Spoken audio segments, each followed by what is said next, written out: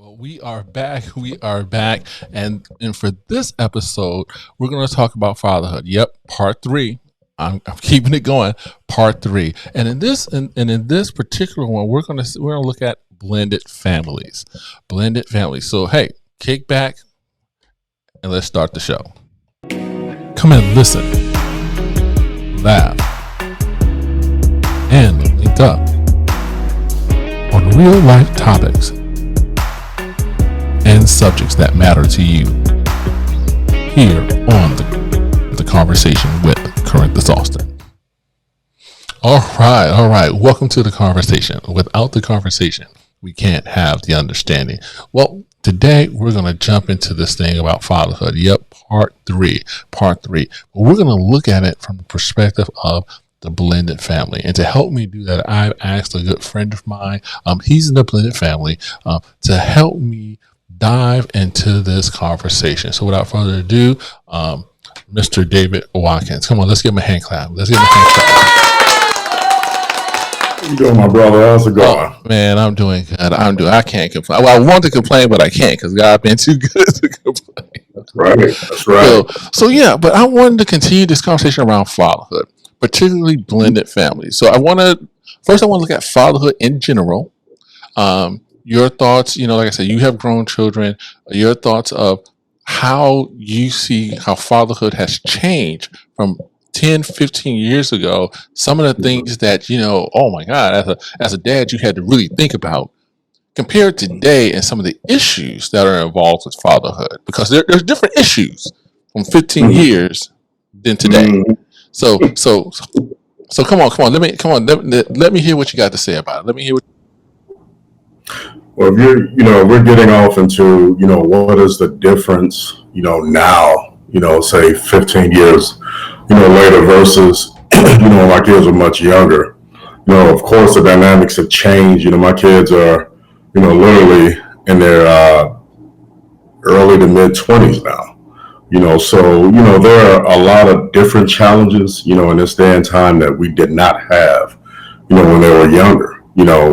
Granted, what they see on TV, what they hear on the radio, what's acceptable, in their eyesight today, that sometimes we have conversations about that's acceptable to these, to their generation, as it relates to a lot of different things, So when you went into this, and again, everybody being transparent, I've been divorced, you've been in a relationship, you've been divorced. Right. When you walk into that blended family, right? When you said, "Ooh, here's the woman that I'm going to bring in," how does that introduction happen? I mean, from a fatherhood perspective, because there's two components. There's you being a father to your children, and if they have children, you being a father to their children. So I mean, is that just a blind walk in? Is there like you do the introduction and you just pray for the best? Well, you know what? The reality of it is it's a growing experience, Corey. You don't, it all depends on the dynamics of what you're dealing with. In our case, we dealt with a lot of external issues, coming into the marriage, blending, my two sons and then my daughter. And at the beginning, our sons didn't live with us. This was a process. They lived with my ex-wife at that time. So, it took a minute before we got them. And right when we got married, is when we brought them in. And the reality was, and I did not know this, but I learned some years later that just the pressure setting, because you got to remember we had my daughter before my sons came to live with me. So that's what my wife knew. Oh, that's wow. what I knew. Okay, but when the boys came, because my wife loved me, she really didn't tell me about the pressure she was feeling. And, I was working, all sorts of hours, kind of trying to advance my career, different things of that sort. And she had a lot of pressure on her that I absolutely had no idea about. Not to mention, like I said, the external influence of not wanting, that motherly role to be there for the kids, and those challenges of comparing, I had to kind of be a mediator. I had to be a husband, had to be a father, co-parent, also, working on that strained relationship, because things weren't perfect, at that time. And then So, not only so, that, yeah, so, go how right did ahead. you deal with? So, here's the thing that I notice, and when people walk into that, do people ever Hmm. have that upfront conversation about how do we, how do we discipline our children? Because now they're our children. They're not your children. They're not my children. They're our children. Right. Do you do you stumble into that? We, we, That's something you stumble uh, into, or do you think more people should have that conversation up front? Hey, we're coming together. We need to have a real conversation of if so and so do something wrong, mhm, what does that mean mhm, if I'm in this role as mhm. father, as a father?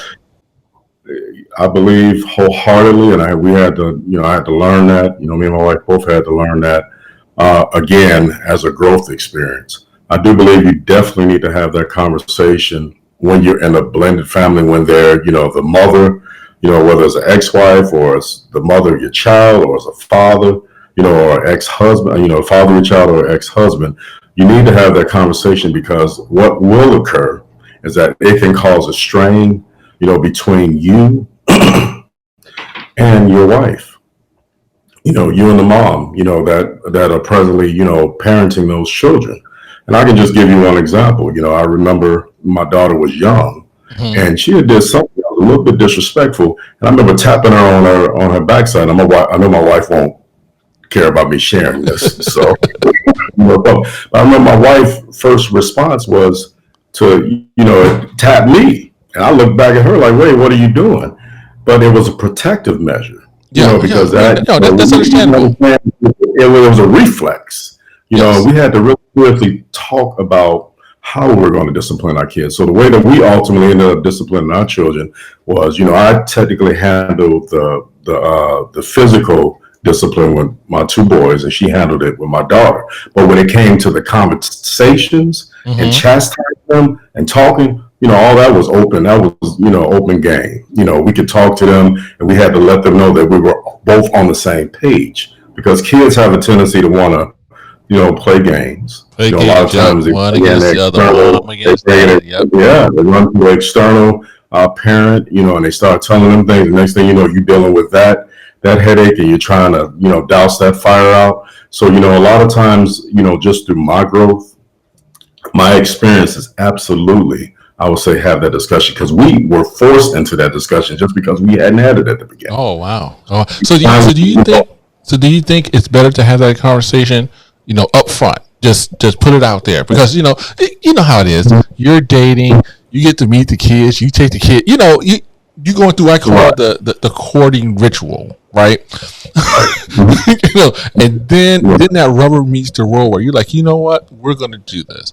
We're gonna become a family. mhm, And I think right, sometimes when you make that cognitive decision to do that, mhm. there's a whole bunch of conversations that have to happen. Like how Oh, much absolutely.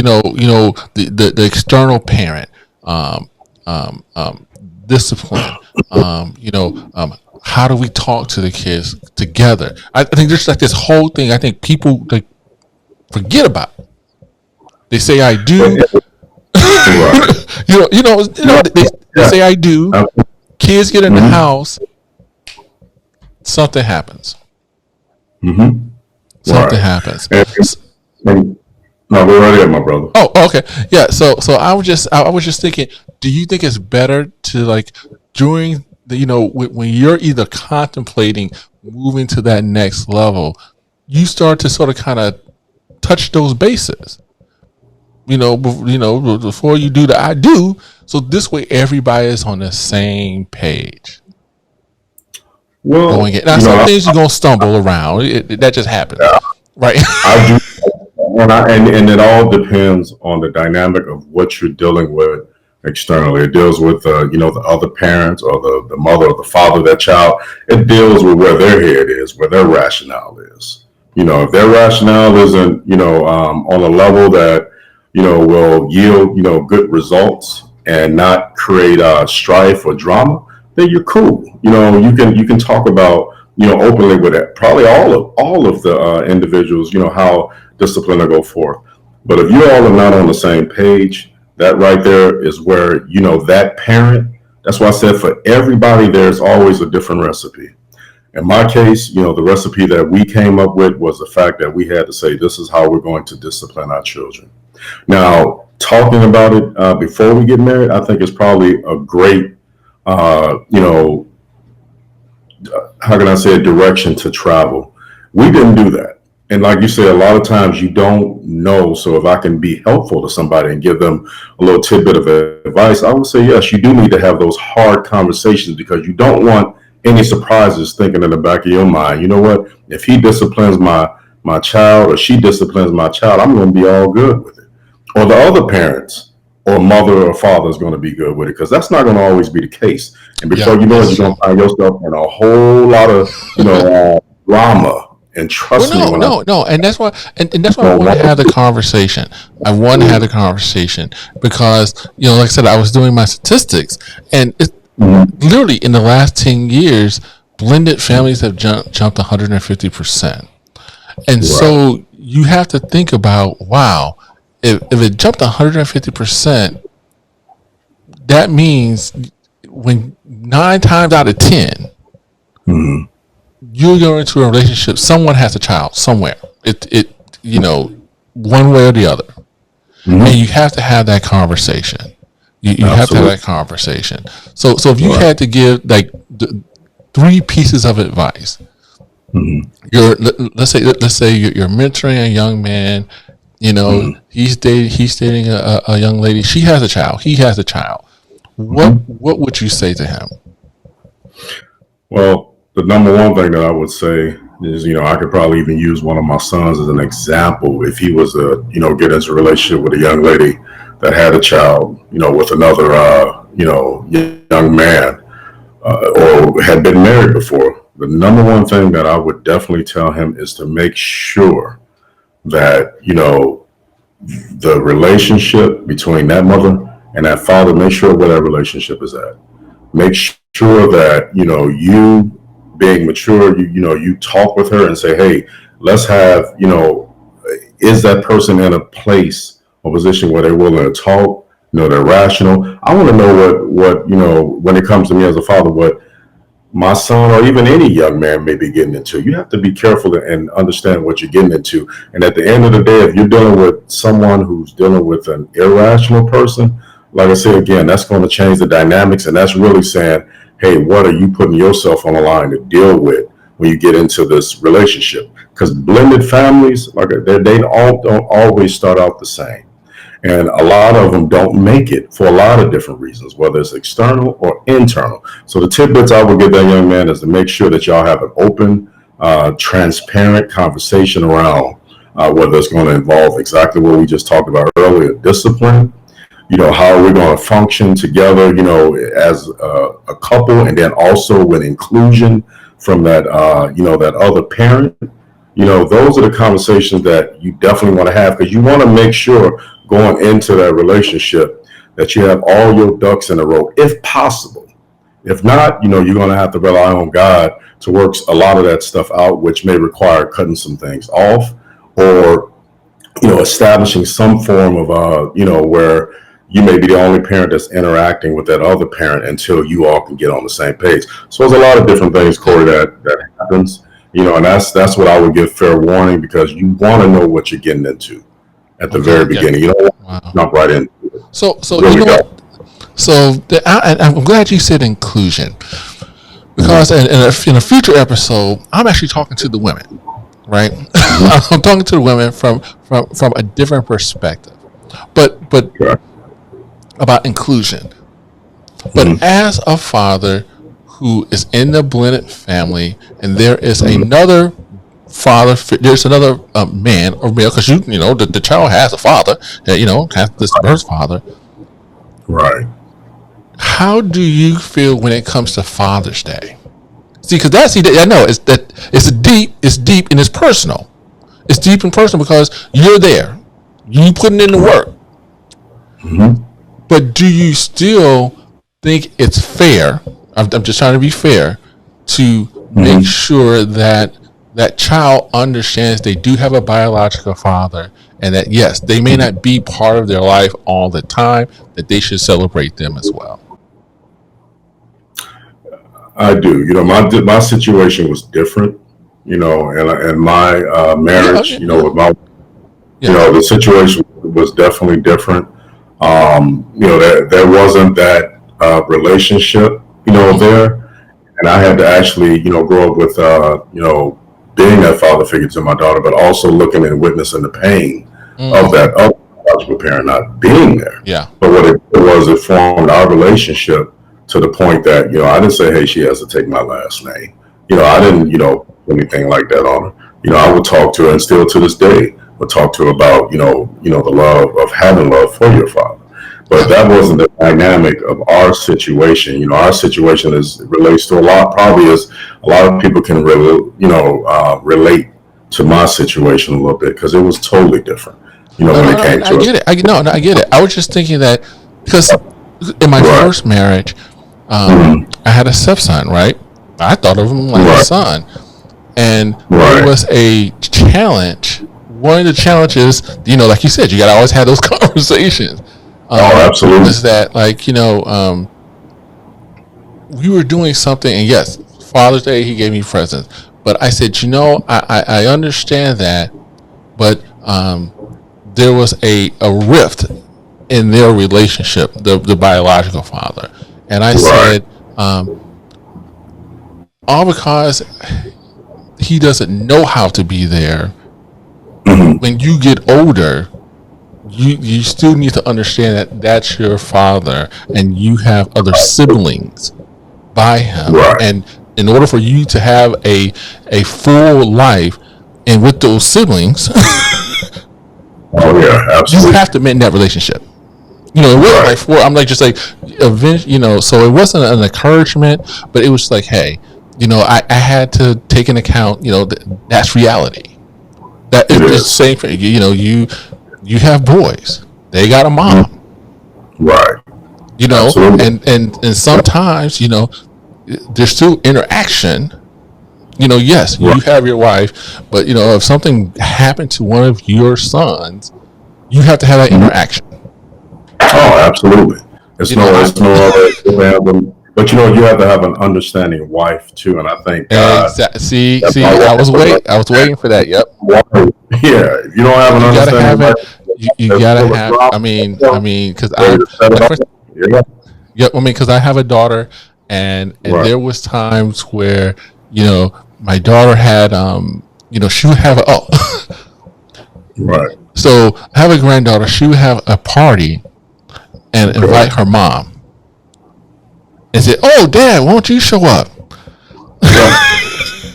So you guys, right. All of them in the room together. I get it. Exactly. And I had to explain to my daughter. I said, "I love you very much." And I said, and of course, everyone got to a court. Like you said, you got to have those conversations. But I'm gonna tell you one thing that's funny too, Corey, and this is where we've grown to. Even with my ex-wife, my wife and my ex-wife talk more than I talk to her. They talk. We that's prayed. Growth, though. But that's growth, though. We had to grow there. That came 13, 14 years later. Yes. What was amazing in that growth, and I can share this, when you go to the basketball games, they were young. When they came, they were 6 and 4 years old when we got there. So, but yet they still went with their mom every other weekend. But, even at the games, we didn't sit together. We sat in different spaces. And then as the years started going, and as we started, learning to mend the relationship of what occurred and what happened, then you start finding us sitting together in the roles together.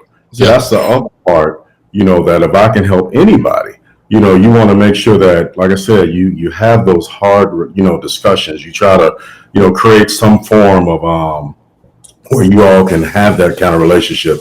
And I'll say this again, it all depends on where the other parent, the one that is not the biological parent, is at.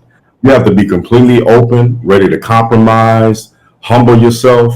Because like I said, my wife, if it wasn't for my wife, I would have had a lot of moments that I would probably regret it. By her talking me off that ledge or talking me down and saying, "Baby, no, this is not what we're gonna do. I'm gonna take a seat back and they can call me Mrs. Michelle, not Mom." So it's sacrifices and it's compromises you have to make. Wow. I'm telling you, man, it's when you said that, when you said that, Miss Michelle, I remember having that same conversation with my daughter, calling my wife Miss Kelly. Because again, and because when you get to those group events, you gotta have you want to have everything distinguished. Okay, you don't want no type of confusion, unnecessary confusion, man. No, this was great. See, this is what I like. I like having real conversations with people about stuff that just like we really don't think about. And that's why I chose to do the Fatherhood series. I said, because, man, we see all the other stuff, but, dads, we go through stuff, too. Man, like you wouldn't believe. We go through stuff. We go through stuff, too. But, no, I really appreciate. Now, you have to come back. Now, because I got you on here. You're going to have to be a frequent flyer now, because I got some topics coming up that are just not just on fatherhood, but just general topics on living, where I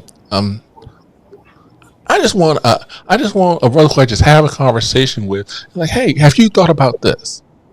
Absolutely. And really, what does this mean? Anytime. Because I want to. So I'm gonna give you a hint on it. So I want to have a conversation about old school.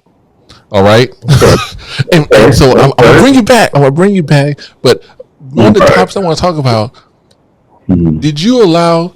Remember, when we grew up, you couldn't go over you couldn't go visit your friend's house unless your parents met the mama and the dad. All I do about time you couldn't. You had to be home for the street lights came on. I relate. So I just want you to know we gonna have those. We gonna want to have a conversation about that, about what has changed, because a lot has changed. A whole lot. Facebook, internet, Snapchat, twerking, TikTok. Right. No, you're right. Those influences for this generation. Yeah. Exactly. Okay. I know we're talking about fatherhood, but you remember we had the one phone that was in the kitchen.